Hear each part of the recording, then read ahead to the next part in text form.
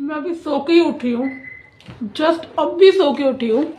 और लिटरली मेरे फ़ोन में 17 मिस कॉल थे मेरे घर वालों के, वो भी सिर्फ इसलिए कि उन्हें कोई एक नया नमूना मिला है। नमूना इन द सेंस फॉर शादी के लिए, because I am on my 30s और उन्हें लगता है कि शादी कर लेनी चाहिए। आई थिंक मुझे वाली रील अपने घर वालों को दिखानी चाहिए जिसमें एक लड़के ने पीट पीट के एक आदमी को मार दिया, बिकॉज वो उससे डेली पूछता था बेटा शादी कब कर रहे हो। मुझे समझ में नहीं आ रहा शादी करनी इतनी जरूरी है क्या कि बंदे को सोते जागते हर टाइम शादी शादी शादी। बहन चो देख, ढंग का लड़का तो मिले तो कर लेंगे शादी, अब घर वालों को कौन समझाए। वो ले आते हैं हर किसी को, इससे बात करो, इससे बात करो, इससे बात करो। इतनी अगर बात करनी मुझे आती ना तो मैं भी सिंगल नहीं होती, मैं भी 2-4 लड़के घुमा रही होती।